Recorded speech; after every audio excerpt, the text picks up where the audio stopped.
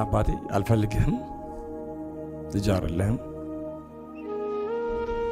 ብሎ ያለ አባት እንድቀር ብቻዬን ብሎ አባቴ ብዬ እንዳልወድቅ አደረገ። የእናት መዓዛ ምን እንደሆነ ሽታውን ሳላውቅ እማዬ ብዬ ሳልናገር ሳልጠራ ልጄ ብላ ሳትጠራኝ ለአባቴ ቤተሰቦች ውስጥ ሰጠች። ጓደኞቼ ህይወቴን ሴቭ ለማድረግ ሞከሩ። እነሱን ከማግኘቴ በፊት ከ3 ጊዜ በላይ ራሴን ለማጥፋት ሞክሬያለሁ። ትልቁ ችግር የነበረው በሰዎች አለመፈለግ ስሜት። ካንሰር ትልቅ በሽታ ነው፣ ገዳይ በሽታ ነው አውቃለሁ። ግን ከካንሰር በላይ ሰዎች አይፈልጉኝም ብለህ ስታስብ ከዚህ በላይ በሽታ የለም። እዛ ደረቅ ሌሊት ማንም ሰው በሌለበት እነዛ ሰዎች ጾታዊ ጥቃት ሊያደርሱብኝ ሞከሩ። ጎዳና ላይ በምኖርበት ሰዓት ከጓደኞቼ ጋር እነሱ ቤንዚል ይስባሉ፣ እኔ ደግሞ ቤተሰቦቼ እንደማይፈልጉኝ ስላወቅኩኝ አለመፈለግነት ስሜት በጣም እጅግ በጣም ውስጤ ሰርስሮ ስለገባ የራሴን ዋጋ ማግኘትና መፈለግ ጀመርኩ። ለካ ፈጣሪያን ሁሉ ነገር ሲያደርግ የነበረው እንደዛ ስማረር፣ እንደዛ ሳለቅስ፣ እንደዛ ሳዘን የነበረው ለካ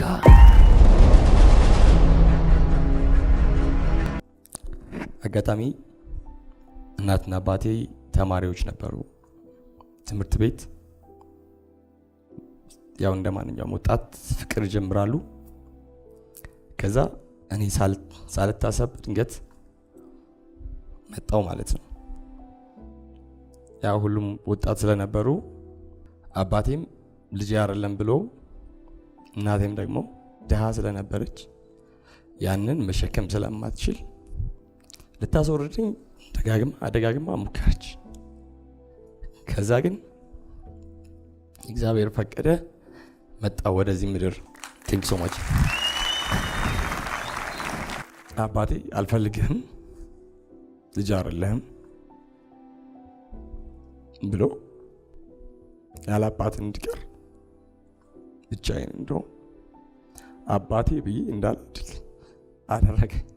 ከዛ እናቴ ማሳደግ ስለማትችል አቅም ስላልነበራት የአባቴ ቤተሰቦች ትንሽ ጠንከራ ያሉ ስለነበሩ እነሱ ጋር ገና ጡቷ ምን እንደሚል ሳላቅ አቅም ሳይኖረኝ የእናት መዓዛ ምን እንደሆነ ሽታውን ሳላቅ እማዬ ብዬ ሳልናገር ሳልጠራ ልጄ ብላ ሳትጠራኝ ለአባቴ ቤተሰቦች ውስጥ ሰጠች። ቀኑ ጨለመ። ምንም የማላውቅበት ሰዓት እናት እያላችሁ ያለ እናት፣ አባት እያላችሁ ያለ አባት፣ እንደ ሕፃን ልጅ እማዬ አባዬ ብዬ ሳልጠራ የሰፈር ልጆች አንተ ዲቃላ፣ አባትህም እናትህም የማይፈልጉ ቤተሰቦች እውነት የማይፈልጉኝ እናቴ አባቴ ብዬ ባድግ ደስ ባለ። ያው ከአባቴ ቤተሰቦች ጋር ለተወሰነ ጊዜ ለማደግ ሞከርኩኝ። በጣም ከባድ ነው። አንተ ማንም የማይፈልግ አንዳንዴ ሲሳደቡ ከዛ ከነሱ እየጠፋው እናቴ ጋር እሄዳለሁ። እናቴ ደግሞ ሌላ ባል አግብታ ደስተኛ የሆነ ህይወት እየመራች ነው። ስለዚህ እንዳልበጠብጣት ድጋሚ ትወስደኛለች እነሱ ጋር። አሁንም ድጋሚ ትወስደኛለች፣ እየጠፋው እመጣለሁ፣ ድጋሚ ትወስደኛለች። ቢመቸኝ ኖሮ እነሱ ጋር ብሆን ብኖር ጥሩ ምግብ እየበላው ደስ ይለኝ ነበር።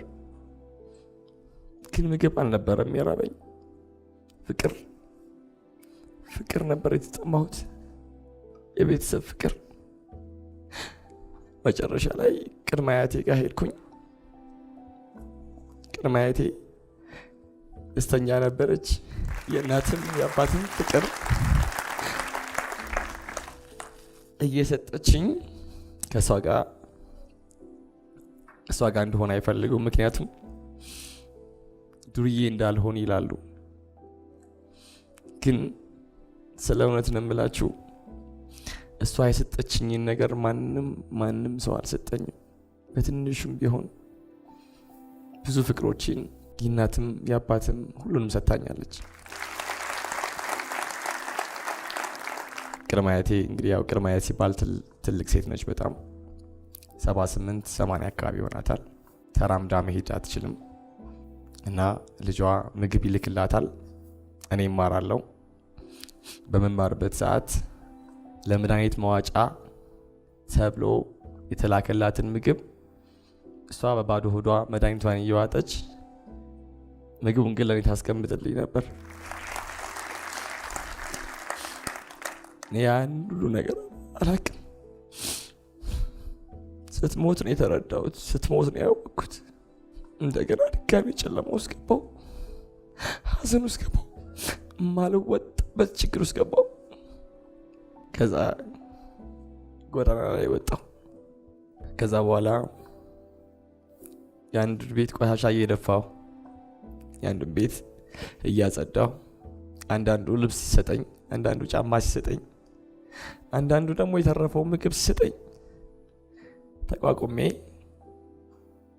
ሰርቫይቭ ለማድረግ የማልገባበት ነገር የለም፣ የማልሞክረው ነገር የለም፣ የማልሄድበት ቦታ የለም። በዛ ውስጥ ትልቁ ችግር የነበረው በሰዎች አለመፈለግ ስሜት። ካንሰር ትልቅ በሽታ ነው፣ ገዳይ በሽታ ነው አውቃለሁ። ግን ከካንሰር በላይ ሰዎች አይፈልጉኝም ብለህ ስታስብ ከዚህ በላይ በሽታ የለም። ከዚህም እያልኩኝ ለመኖር ሞከርኩኝ። አንዴ ጎዳና ላይ በምኖርበት ሰዓት ከጓደኞቼ ጋር እነሱ ቤንዚል ይስባሉ፣ እኔ ደግሞ ቤተሰቦቼ እንደማይፈልጉኝ ስላወቅኩኝ አለመፈለግነት ስሜት እጅግ በጣም ውስጤ ሰርስሮ ስለገባ የራሴን ዋጋ ማግኘትና መፈለግ ጀመርኩ። የዛኔ እነሱ ለብርድ ይሆናል ብለው ሲጋብዙኝ ኖ the only thing የምፈልገው ቶማስ ቫልዩ እንዳለው ማሳወቅ ብቻ ነው። በቃ that's my dream።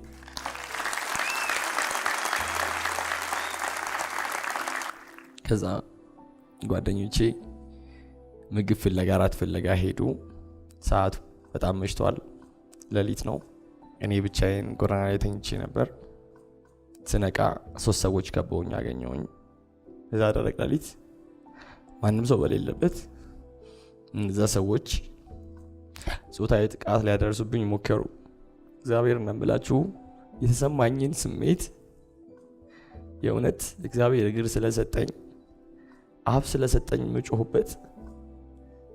ስንት የጎዳና ልጆች እየተደፈሩ እንዳሉ አታውቁም። ስንት ሰው ለእንደዚህ አይነት ነገር የተዳረገ እንደሆነ አታውቁም። ሞከሩ። በመጮሄና በመሮጤ ሰክረው ስለነበረ እነሱን ለማምለጥ ሞከርኩ። እስከ 23 ዓመቴ ድረስ እንቅልፍ አይወስደኝም። ጓደኞቼ አስጠጉኝ። ይሄ ልደት አካባቢ ነው። ዘካሪያስ፣ ዳዊት፣ ታምሩ የሚባሉ ልጆች ናቸው። እነሱ አስጠጉኝ። ከዚህ በፊት ግን ያልሄድኩበት ሀገር የለም። ህይወቴን ለመቀየር ምንም ነፍስ በማላቅበት ሰዓት በእግሬም እየጠፋሁም የተለያየ መኪና ላይ እየተጫንኩም ያልሄድኩበት ሀገር የለም። ከዛ ዴቭ ይባላል ያው እና እዛ ጋር ጥቁር ልብስ የለበሰው እዚህ ጋር እጁን ኪስ ውስጥ የከተተው። እነሱ ቤታቸው አስገቡኝ። 4x4 ነች ቤታቸው። ታሪኬን አወቀ። በነጠላ ጫማ ነው ያለሁት እዚህ ጋር። ከዛ እነሱ ሲተኙ እኔ አልተኛም። ምክንያቱም ያኔ የደረሰብኝ ችግር አለ። ከሰው ጋር መተኛት እንዳልችል አድርጎኛል። ከወንድ ጋር መተኛት እንዳልችል አድርጎኛል።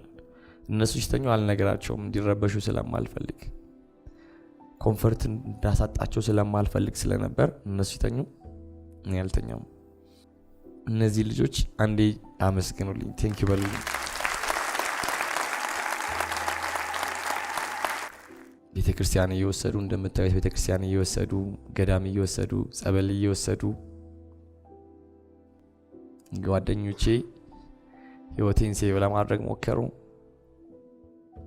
እነሱን ከማግኘቴ በፊት ከ3 ጊዜ በላይ ራሴን ለማጥፋት ሞክሬያለሁ። በቃ ማንም አይፈልግም። ምን ትጠብቃለህ? ምን ትፈልጋለህ? ማንም ሰው ካልፈለገ አንተ ምን ትሰራለህ? በቃ ትርጉም የሌለ ሰው ነህ። አንተ ለዚህ ምድር አትገባም፣ አታስፈልግም። ይበቃል፣ ሂድ። መርዝ ጠጣው፣ ከመር ለመጠራቅ ሞከርኩ። እግዚአብሔር ግን አልፈለገም። የመጣህበት ዓላማ አለ። በጣም ብዙ ሰዎች ይፈልጉሃል፣ ታስፈልጋቸዋለህ፣ ለእናት ሀገር ኢትዮጵያ ታስፈልጋለህ ብሎ አቆየኝ።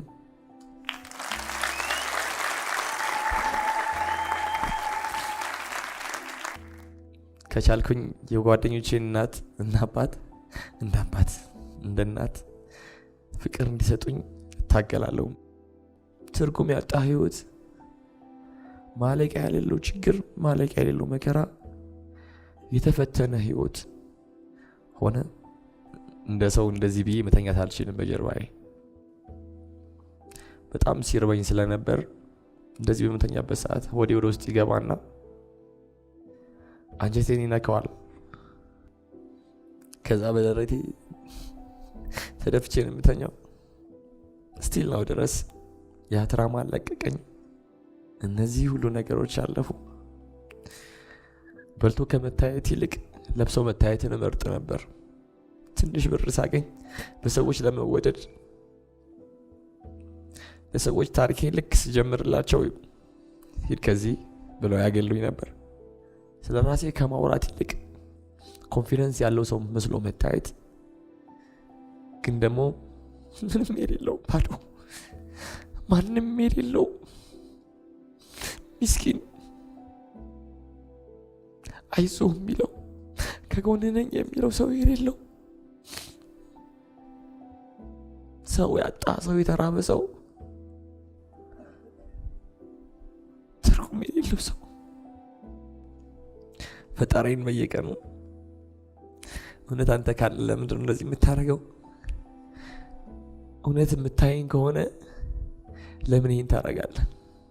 ሰድበዋለሁ ፈጣሪን፣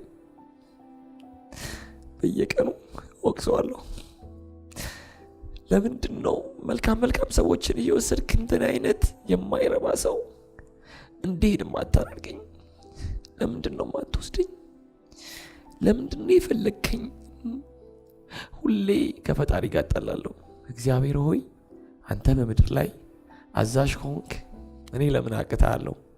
እንድትሰቃይ ለምንድነው ይሄን ያህል የምትፈልገው? በየቀኑ እጣላለሁ ከሱ ጋር። አንዳንድ የሰዎች እብድ ነው ይሄ ልጅ ብለው እስከሚሉኝ ድረስ። ከዛ አንድ ሰገን የሚባል ቤት ውዝዋዜ የጀመርኩኝ ፍላጎቴ ስለነበር፣ እንደነገርኳችሁ ትርጉም ያለው ሰው የሚፈልገው ሰው መሆን ነበር ፍላጎቴ፣ አላማዬ። ጀመርኩኝ። ከዛ በጣም ከባድ የሆነ ወገብ ህመም ታመምኩኝ።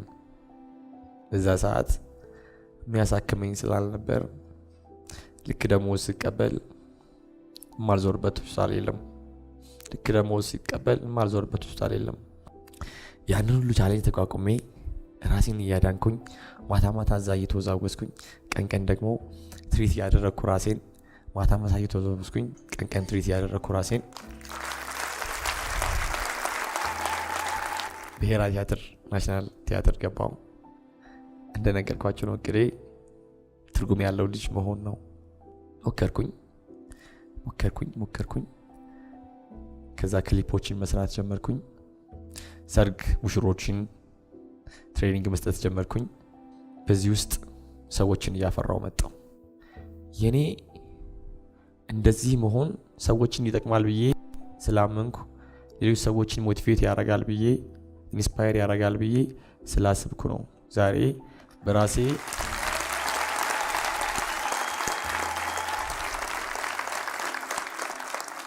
በራሴ ወስኜ አንድ ጓደኛ የምናለኝ ቶማስ አንተ ስኬታማ ስትሆን ፕራይቬት የሆኑ ነገሮችን ለሰው አትናገር፣ ምክንያቱም ነገ ቅንጆች ባርገው ቆርጠው ቲክቶክ ላይ መቀለጃ ያደርጉሃል እና ነገ ያወራሃቸውን ታሪኮች በሙሉ ነገ ሼር እያደረጉ እንድትጎዳ ወይም የስነ ልቦና ችግር እንዲደርስብህ ያደርገዋል ሲለኝ እሺ ችግር የለውም ምክርን ሰምቻለሁ ወንድሜ፣ ግን ደግሞ የኔ መጎዳት ሰዎችን የሚያድን ከሆነ አምሂር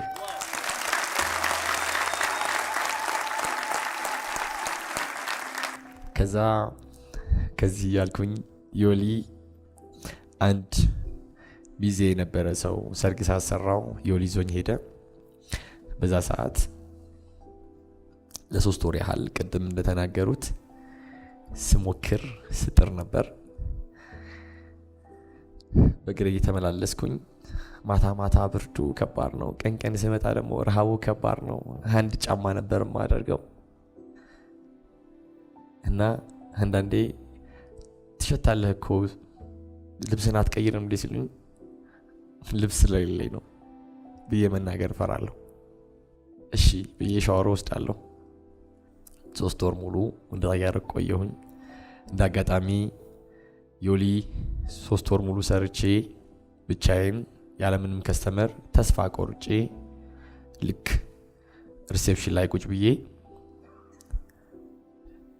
በቃ ተስፋ ቆርጫለሁ ብዬ ለማናጀሩ ልነግረው ስል አንድ ሴትዮ መጣች። ትሬድሚል ላይ ሮጬ ሰለቸኝ። 3 ሳምንት ሙሉ ለውጥ አላመጣሁም እና የዓመት ነው የከፈልኩት፣ እባካችሁን ብር ይመልሱልኝ ብላ ስትል ሰማሁት። ቶማስ you have to be smart, you have to do something።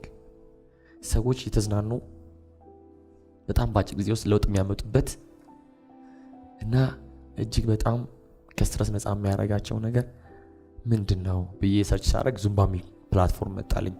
ከ15 ሚሊዮን በላይ ዓለም ላይ ሜምበሮች ያሉት ከ280 ሺህ በላይ ብራንች ያለው ትልቅ ፕላትፎርም መጣ ጉግል ላይ። ከዛ ሲመጣ እኔ ደግሞ ከ80 በላይ ብሔር ብሔረሰብ ዳንሶች አሉኝ። እነሱን ደግሞ አብዛኞቹን አውቃቸዋለሁ። እነሱ 6 ባልሞላ የዳንስ አይነት በሀገራቸው ያንን ፈጥረው ዓለምን ካዳረሱ እኔ ደግሞ ከ80 በላይ ብሔር ብሔረሰብ ዳንሶች አለኝ። በዛ ላይ በጣም ኢንቴንሲቭ ወርክአውት መሆን የሚችል ግን ደግሞ ሁሉም ሰው ኢንጆይ ሊያደርገው የሚችል ትልቅ ሀብት አለኝ። ኢትዮጵያ በጣም ብዙ ሀብት አላት። ይሄም ትልቅ ሀብት ነው። በነገራችን ላይ እኔ የተማርኩት እስከ 9ኛ ክፍል ነው። ከ9ኛ ክፍል በኋላ አልተማርኩኝም። ምክንያቱም በሰዓቱ ደብተርና እስክሪብቶ ዩኒፎርም የሚገዛልኝ ሰው ስላልነበረ ትምህርቴን ለማቆም ተገድጃለሁኝ። እና ግን በዛ አጋጣሚ በየዓመቱ በትምህርት መሳሪያ እጥረት ምክንያት ትምህርታቸውን እንዳያቋርጡ ብዬ በየዓመቱ ለማንም የማልናገረው ለማንም የማላወራው የራሴ የሆነ ፈንድራይዚንግ አዘጋጅቼ በየዓመቱ ደብተርና እስክሪብቶ እሰጣለሁ።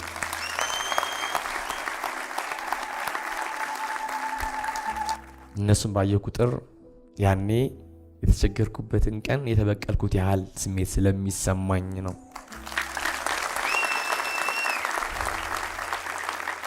አልተማርኩም ወይም አጋጣሚውን አላገኘሁም ብዬ ስለሆነት ነው የምነግራችሁ።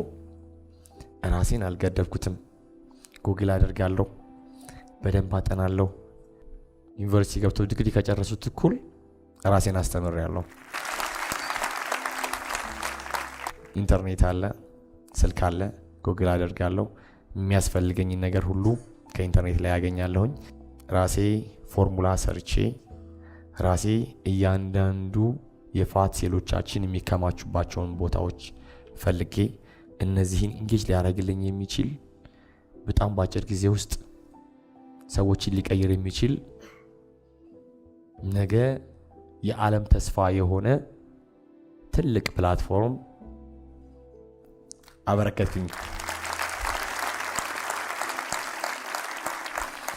ከዛ በኋላ እያለ ሰው እያደገ እየጨመረ መጣ።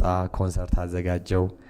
ሰለሞኒክ ጓደኛዬም ረዳኝ፣ አዘጋጀሁኝ። ከዛ በኋላ እያለ አቶ ተፈራ የዮሊ ባለቤት እጅግ በጣም ቅን፣ እጅግ በጣም መልካም ሰው፣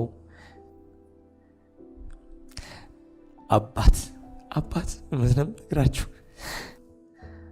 በተዋወቅን በሁለተኛ ዓመቱ ፈጣሪ ድጋሚ ቀማኝ። በጣም ለሰዎች ቅን ሐሳቢ፣ እኔ ደግሞ አባትም ጓደኛም ነበር።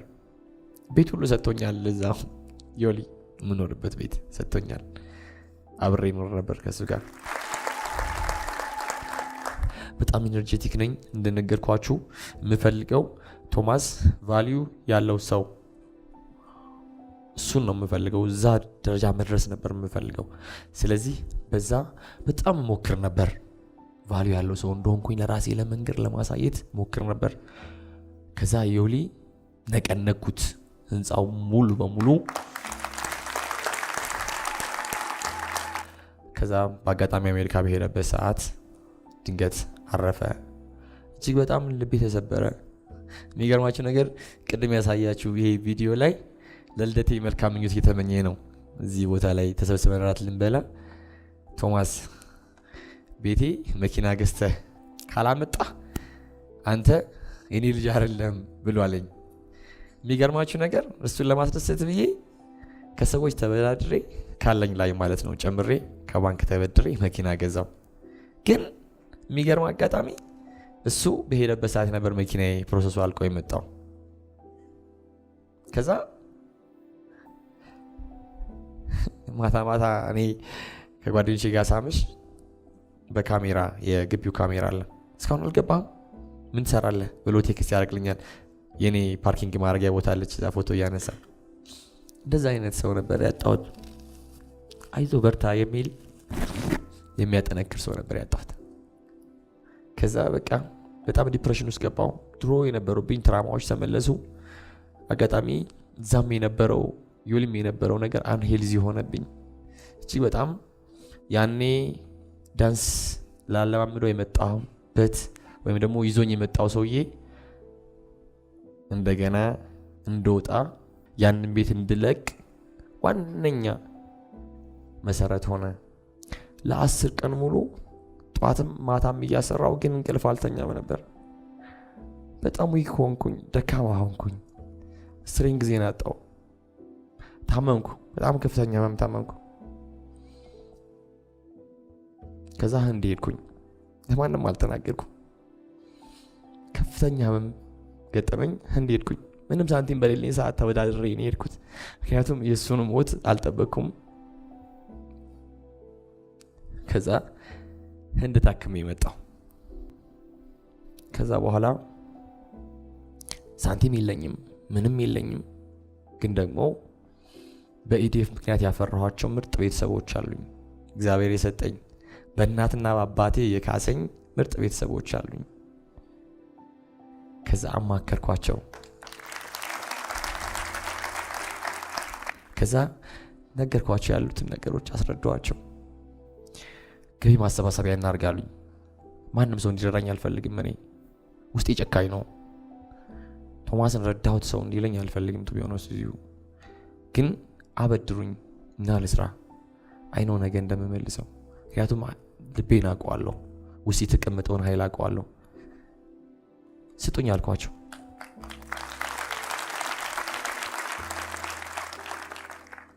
ከዛ በቃ ነገ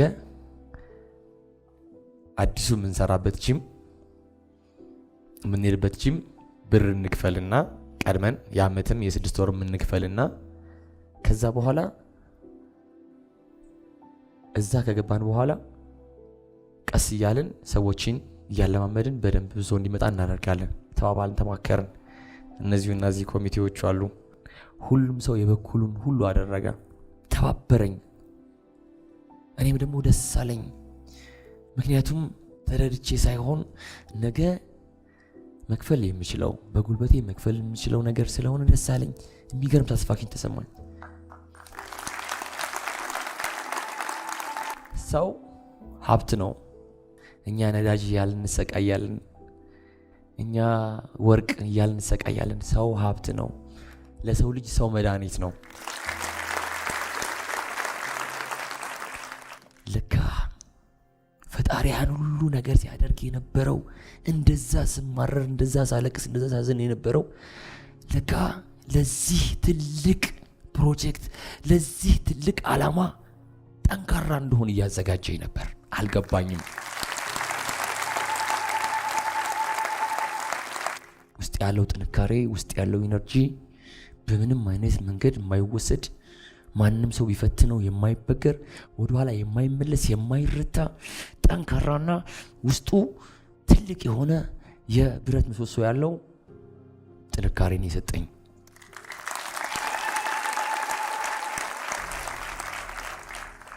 ከዛ ተማከርን።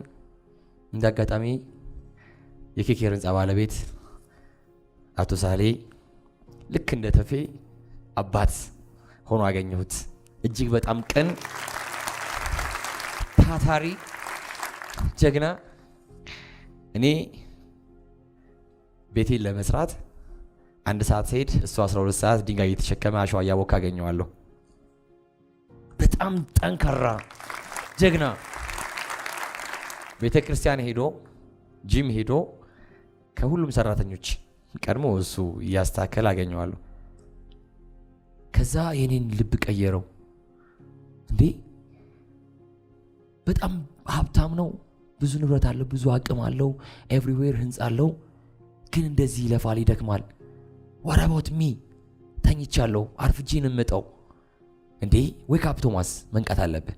ከሱ ጋር እኩል አሸዋ እየተሸከምን ሲሚንቶ እያወካን ቤታችንን ገንብተን በ45 ቀን ውስጥ ጨረስን።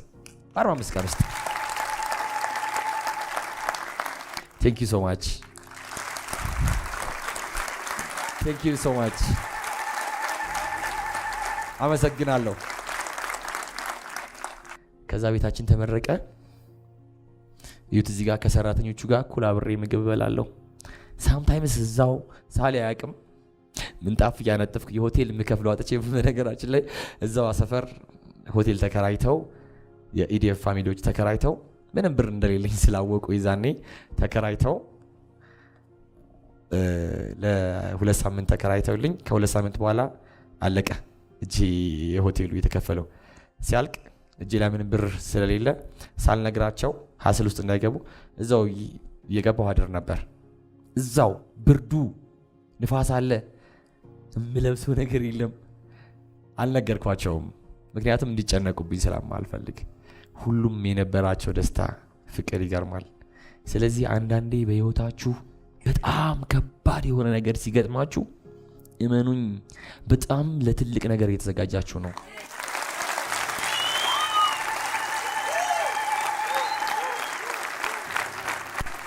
አንዳንድ ሰዎች በህይወታችሁ ሲመጡ እጅግ በጣም ከመከፋት ይልቅ ነገ የሚመጣውን ነገር ማሰብ ትልቅነት ነው። ምክንያቱም እነዛ ሰዎች ያላችሁን ኢነርጂ፣ ያላችሁን የመስራት አቅም፣ ያላችሁን ጥንካሬ ፈትነው ትልቅ ያደርጓቸዋል፣ ቡስት ያደርጓቸዋል፣ ግዙፍ ያደርጓቸዋል፣ ያንን እንድታወጡ ያደርጓቸዋል። እና ሰዎች ሲመጡ እናንተን ለመጣር ሲመጡ ጊቭ አፕ ሳይሆን ማድረግ ያለባችሁ፣ ተስፋ መቁረጥ ሳይሆን ማድረግ ያለባችሁ መነሳሳት፣ መቆም፣ ለዛ ነገር ሬዲ መሆን። ምክንያቱም እግዚአብሔር የሚወደውን ሰው ነው የሚፈትነው። እየተፈተናችሁ ካልሆነ እየኖራችሁ አይደለም። ምክንያቱም አሁን ዓለማችን ላይ ካሉ ሰዎች በጣም ደስተኛውና በላቡ ሁሉን ነገር ያሳካ በጣም በአጭር ጊዜ ውስጥ እዳውን የመለሰ የከፈለ 6 ወር ባልሞላ ጊዜ ውስጥ ከ20 ሚሊዮን ብር ያላነሰ እዳ የነበረበትን ጂም 6 ወር ባልሞላ ጊዜ ውስጥ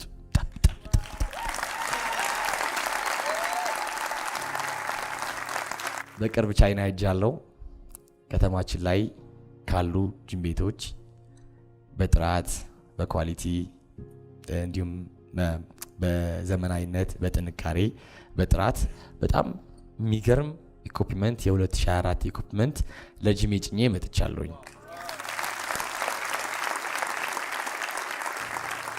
እኔ ዛሬ ላውራ ብዬ ነው እንጂ ማልቀስም አልፈልግም።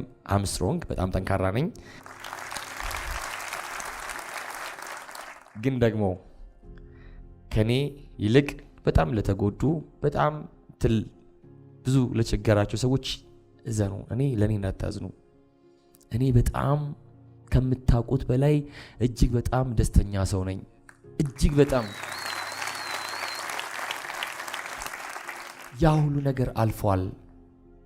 አንድ ጓደኛ ነበረችኝ ያብስራ የምትባል you have no idea እንድችል እንዳደርግ የትናንትና ያለፍኩበትን ሁሉ እንድረሳ ከጎኔ የሆነ አስራይ ነበር። አመስግኑልኝ በእናታችሁ።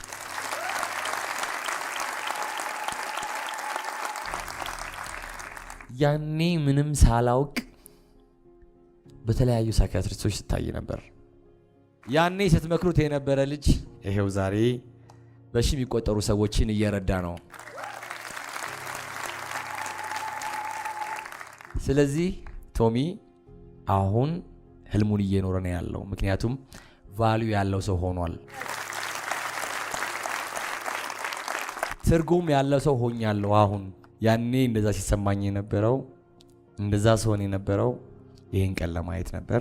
አሁን ከማንኛውም ሰው በላይ ህልሜን እየኖርኩኝ ደስተኛ ሆኜ ከመወዳቸው ሰዎች ጋር ኔጌቲቭ ኢነርጂ ያለው ሰው አልወድም። አም ሶ ፖዚቲቭ በጣም ኢነርጄቲክ ነኝ።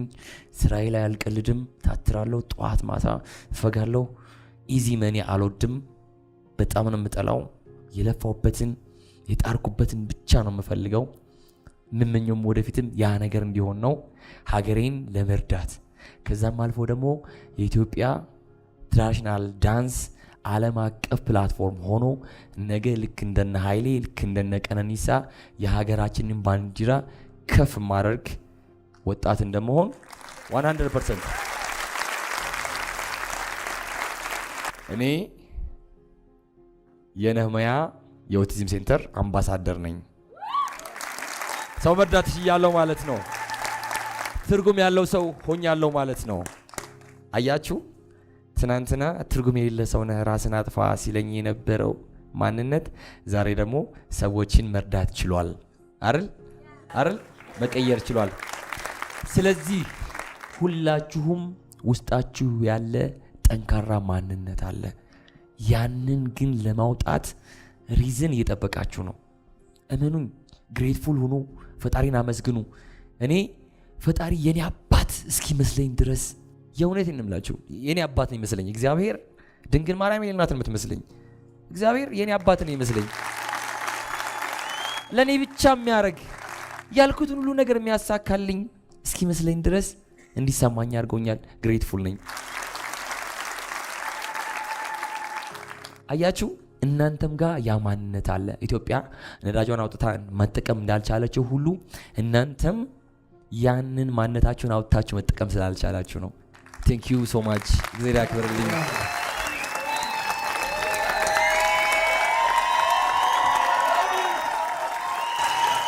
ቴንክ ዩ ሶ ማች።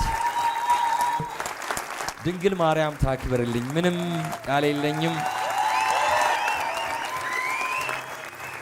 በሚዲያ ላይ የምናያቸው ሰዎች ስኬታቸውን ብቻ ነው የምናየው። ከስኬት ጀርባ ግን ብዙ ለቅሶ አለ፣ ብዙ ተስፋ መቁረጥ አለ፣ ብዙ ወደ ኋላ ለመመለስ አለ። ስለዚህ እዚህ አንድ ወጣት አለ ተስፋ የቆረጠ ራሱን ሊያጠፋ ያለ እዚህ ያለ ወይም ደግሞ በሚዲያ የሚከታተል አለ። ዛሬ ተስፋ እንዳገኘ እንደሚቻል በደንብ አድርጎ ነው ያሳየንና ትክክለኛ የአንደኛ ክፍለ ዘመን ጀግና ነው የምትሉ ካላችሁ በጩኸት በፉጨት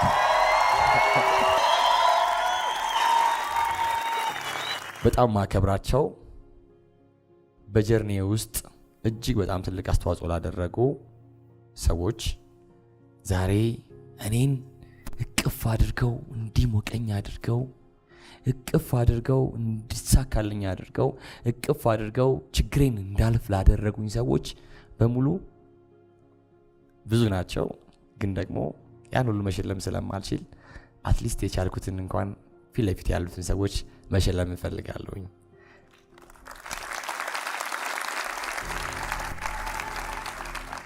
በእህትነት ፍቅር ስላሞክሽኝ እኔም ደግሞ ጋቢ አልብሼ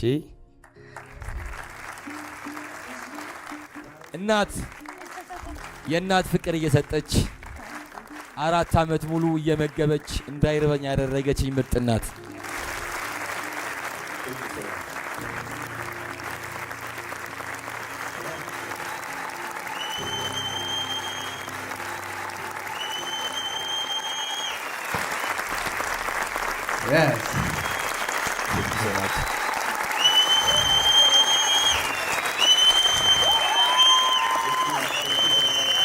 ራሴ ቆሜ ያለብኝ ዕዳ ከፍዬ አሁን የልጅ ባለሀብት እየተባልኩ ነው።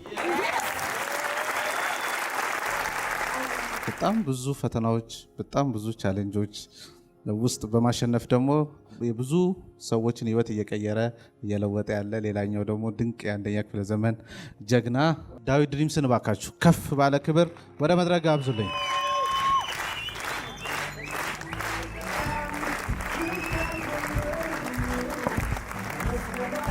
ቶሚ በህይወቱ ከምናስበው በላይ በጣም ከባድ ፈተና ችግር አሳልፎ ዝም ማለት የቻለ ካሳለፈው ፈተና ይልቅ እኔ የዛሬው ነው ከባድ የምለው የውስጡ ፈተናዎች አውጥቶ ደፍሮ ማውራት። ይሄ ማንኛውም ሰው የሚያደርገው የሚቀለው የሚችለው ነገር አይደለምና ከምናስበው በላይ ለብዙ ሰዎች ማጽናናት የሚችል መልእክቱ ደፍሮ በጣም ከባድ ድፍረት ያስፈልገዋልና ደፍሮ እዚህ ወጥቶ በማውራቱ እዛ ችግር እዛ ፈተና ውስጥ ያሉ ሰዎች ይቻላል፣ እኔ ወጥቻለሁ፣ እናንተም መውጣት ትችላላችሁ ብሎ በማጽናናቱ ለሁላችንም ትልቅ ትምህርት በማስተማሩ እባካችሁ ከበድ ያለ ምስጋና